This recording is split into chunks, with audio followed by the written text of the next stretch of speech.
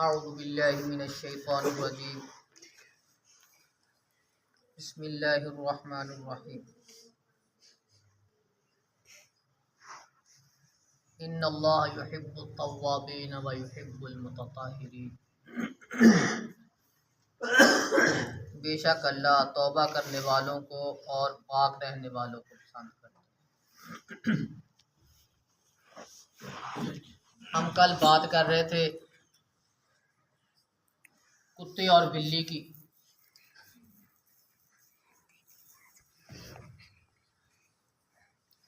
اس میں ایک سوال تھا کہ کیا کتا جب جسم کے ساتھ لگ جائے اس کا کیا حکم ہے؟ کتا ناپاک ہے۔ اگر کتے کے جسم سے کوئی بھی چیز کپڑوں کو لگ جائے، جسم کو لگ جائے، تو جسم ناپاک ہوگا۔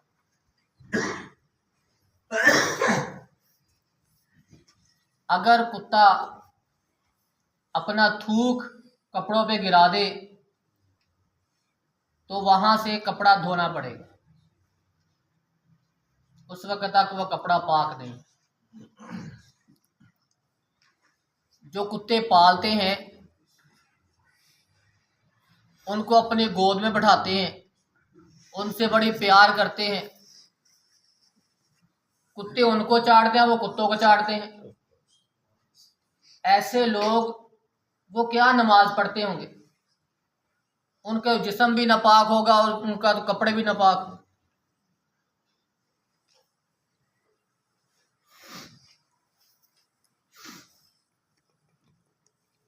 اگر کھڑا پانی ہے،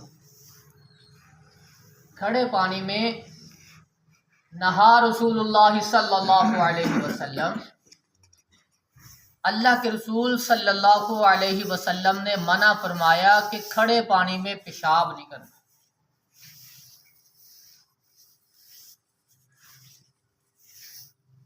اگر ہم پیشاب وغیرہ قضاء حاجت واش روم کے علاوہ باہر کرتے ہیں تو کس چیز کو مد نظر رکھنا پڑے گا؟ دو چیزیں انتہائی ضروری ہیں۔ جب ہم باہر، جیسے اکثر ہوتا ہے یہ رکشے والے اکثر یا ڈرائیور حضرات، جہاں پیشاب آیا وہیں روکی، سڑک کے اوپر ہی بیٹھ گئے۔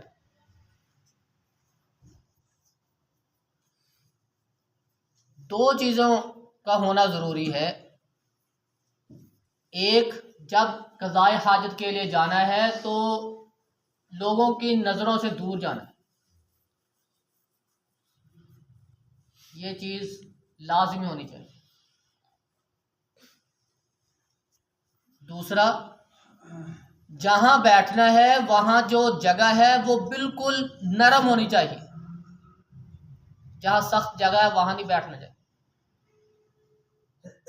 اللہ کے رسول صلی اللہ علیہ وسلم جب قضاء حاجت کے لیے جاتے تو صحابی رسول ساتھ ہوتے، ان کے پاس ایک نیزہ ہوتا، جہاں بیٹھنا ہوتا وہاں نیزے کے ساتھ زمین کو اچھی طرح نرم کر لیتے، پھر قضاء حاجت کرتے تاکہ چھینٹے جو ہے نا وہ کپڑوں کے اوپر، جسم کے اوپر نہ پڑے۔ یہ دو چیزیں ملحوظ خاطر رکھنی چاہیے، جگہ نرم ہو اور آنکھوں سے بندہ اوجھل ہو کے بیٹھے، دور جا کے بیٹھے، ذرا سڑک کے کنارے پہ نہ بیٹھے۔ یہ بے حیائی کی علامت ہے، سڑک کے کنارے پہ بیٹھے۔ جب سڑک کے کنارے پہ رکشے پہ اترے یا ڈرائیور اپنی بسوں سے اترا، روڈ کے کنارے پہ بیٹھا، استنجے نہیں کرتے، اٹھ جاتے ہیں، ویسے دیکھتے نہیں ہے کہ جگہ پکی ہے یا کچی ہے، نرم ہے یا سخت ہے، بیٹھ جاتے ہیں۔ کیونکہ یہ ان چیزوں کا فکر اسے ہی ہوتا ہے جو نمازی ہوتا ہے، جو نماز کا پابند ہے، عبادات کا پابند ہے، ان کو فکر ہوتی ہے کہ میرے کپڑوں پہ چھینٹے نہ پڑ جائے، کہ طہارت کا خیال رکھتا ہے۔ تیسری چیز، جب باہر کرے گا تو وہ کم از کم ثلاثۃ احجار، 3 ڈھیلے استعمال کرے گا کم از کم۔ 3 ڈھیلے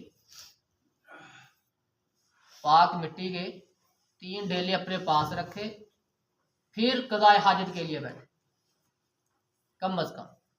اگر 3 کے ساتھ پوری نہیں ہوتی تو 5 استعمال کرے، کم از کم 3 کرے۔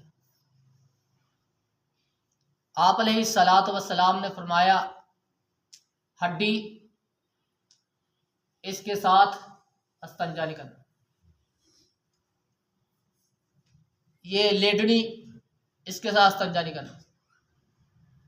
فرمایا یہ دونوں چیزیں جنوں کی خوراک ہیں، یہ دونوں چیزیں جنوں کی خوراک ہیں، اس لیے ان دونوں چیزوں سے منع فرمایا۔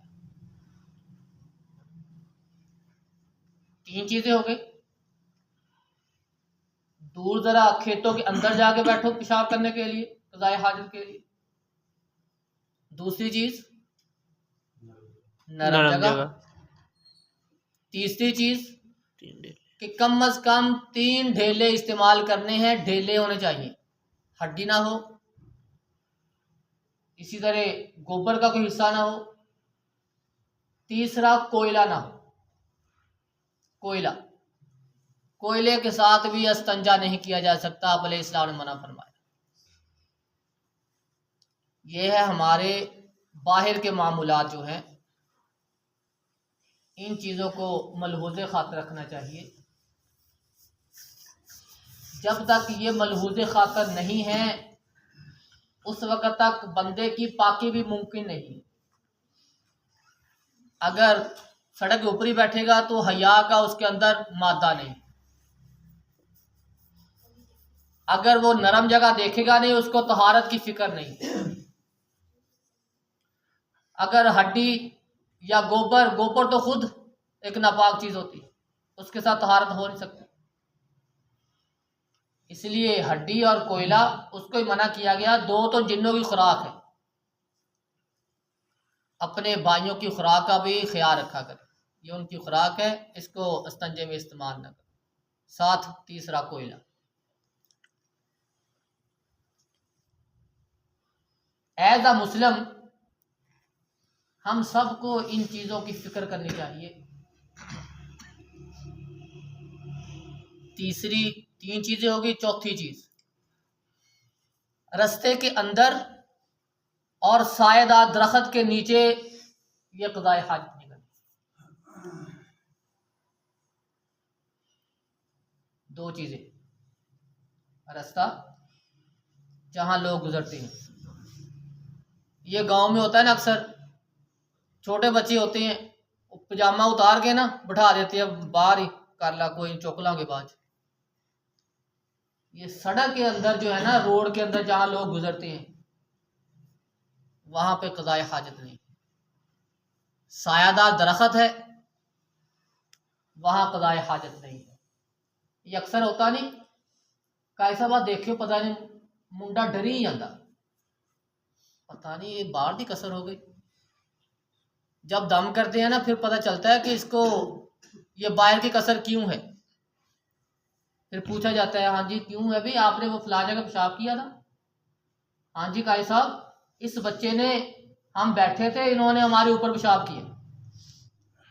جو سایہ دار درخت ہوتے ہیں ایک تو مسافروں کے لیے ہوتے ہیں، ایک وہاں جنات وغیرہ کی رہائش ہوتی ہے، اس لیے سایہ دار درخت ہے جہاں بھی وہاں قضائے حاجت نہیں کرنی، پیشاب وغیرہ نہیں کرنا۔ اسی طرح جہاں رستوں لوگوں کا گزر ہے وہاں نہیں کرنا۔ 5 چیزیں ہو گئی،